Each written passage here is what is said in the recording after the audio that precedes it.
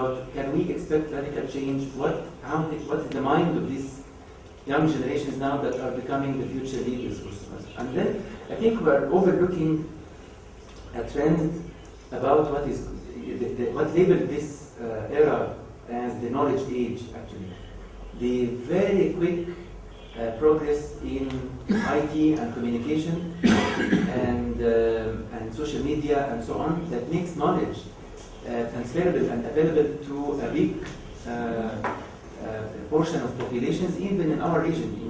We're consumers of IT and social media, even this is getting very fast here, if you see the trends. So what's the implications of that? And there was something about slums in the newsletter talking about ICT applications used in slums that already started and so on. So which trends are quicker to encounter radical change that are social or economic or political or environmental? So this is what's preoccupying my mind. You can guide us on how to what we're supposed to. You're raising very, very important issues. But let me say that from a design perspective, when we're thinking about using the future, it's almost automatic that you're going to have pessimism and optimism, high and low, that you're going to have. So just a second here, I started at the OECD, which is a forecasting organization, when it was still the preeminent forecasting organization. So I started there in 1982, a long time ago. And one of the things that was obvious was that we had bracketed forecasts. So we had baselines, we had high, we had low. We had some that were politically acceptable and some that were politically unacceptable. But all of them were wrong. All of them were an illusion. In other words, none of them were going to be accurate. So what were they about? Was one of the questions that I asked regularly. What were they about? And so the issue here is to understand that the future has this role in the way we set our way of looking and the way we understand our ability to act. And so the point of the exercise in part, and you're going to move on from this, and we'll come back to your questions tomorrow, I think, is that there's obviously no right or wrong answer with respect to pessimism or optimism, to high or low. Nobody knows. And you make your own choice, right? Some people will tell you, oh, I'm always an optimist, or some people will tell you, oh, I'm always a pessimist.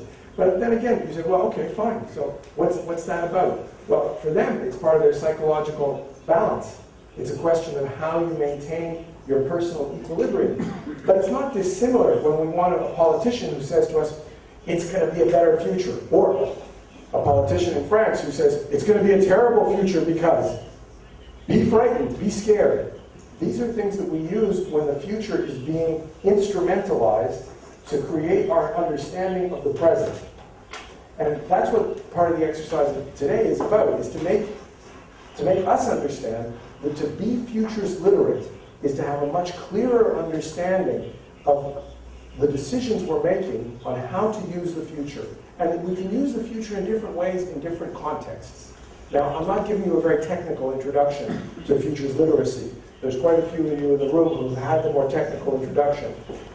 And I think reference has already been made to the conference in Trento that happened recently, just 6 weeks ago, that was about the anticipatory systems and processes way of understanding how the future enters into the present.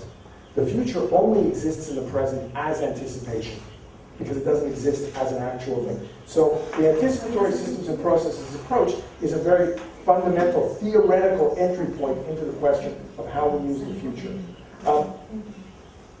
But keep in mind these points, because they're exactly the issues you need to raise when you're designing. So imagine yourself now being a designer of a futures process. How do you go about designing it? Should I design it pessimistically, optimistically, high, low? Should I be looking at different ways of describing possibilities? And by the way, if you want to be imaginative about possibilities, why do you do the first 10,000 possibilities? Why not do the second 10,000 possibilities when you're going to do that? In other words, there are lots of choices to make here, even when you're trying to be creative and think about forecasting. Which forecasting, which coefficients are you going to use? All of those things need to be understood in terms of the way the future is being put to use in the process that you're in. What's your client, target audience, what's your goal? And so we need to be able to distinguish those things. So very quickly, I'm just going to take you through some stuff here. Just so that you can see that I wasn't kidding when I said that we've been experimenting. These are some of the ones that we've done in the last little while.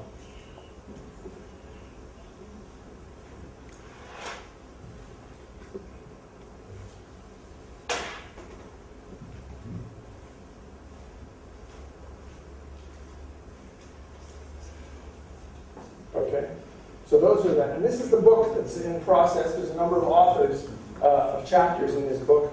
This book is about, it's called Transforming the Future, Anticipation of the 21st Century. Transforming the Future Anticipation offers convincing evidence in ways that people all around the world are using the future to understand the present are changing. These innovations in the theory and practice of anticipation are occurring because humanity is moving to integrate complexity and uncertainty into what they see and do. So that's the idea of the book. The book has these two powerful forces are changing how we perceive and take advantage of complexity, turning it from a threat into a resource. This is a big shift, huh? Because part of the whole point of planning was to eliminate uncertainty. A good plan kills uncertainty. But uncertainty is the origin of our freedom. And uncertainty is the origin of creativity in this universe. And it's something that we need to use, not kill. Yeah. May I just Sure. interfere here?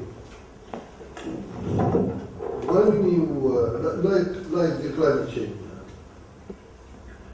when people differ on what are the consequences of climate change, and everything is actually uncertain, then we go to scenarios. We try to put different scenarios and try to answer every scenario on its own, and then put the whole thing on the board and see what is the logic in this and what is illogic in the other, isn't it? That is one way of thinking about the future. But it's only one way. There are other ways. But different scenarios, huh? So you are talking about sort of the clash. Thinking about the future in terms of scenarios has a number of different ways of being interpreted. But let me give you two. I mean, one is to say that when you describe the future in a meaningful way, inevitably you're going to tell a story. You're going to have some form of narrative about it. You're going to tell a story. And if you have, that was my point about 10,000 and then 10,000 more. You can do 10,000 stories. And then you get a computer to decide which one is the most robust. Would you believe it more? And this is my other point. We'll continue. Is that this way of thinking about the future is only one way of thinking about the future. That if we think about the future as something that we want to find the best scenario, so I had 10,000 scenarios, I threw out 9,099. I threw out all those other ones, I was left with just one. And now I'm going to take my entire fortune and I'm going to bet all my money on this one scenario. Do you know anybody who would do that? There's nobody who would do that. And it's not plausible, because there's no expert in the world who will be able to eliminate and find that one scenario. So that way of thinking about the future is meant to be a way, oftentimes from the futures community, of loosening up people's certainties. In fact, it's meant to make people less certain, not more certain. So it's a bit of a misnomer. But the point that I'm making is that the future is not about the future. The future is about the present. And I don't care about the future. And I don't care about the scenario. The scenario is just a way for me to make sense of the present. What I hope for, what I pay attention to, what I want to do. And that changes the way we think about what the scenario is. So you can use the scenario if you're playing chess. If you're playing chess, you have a fixed board, and you have a fixed number of combinations, and a computer can help you.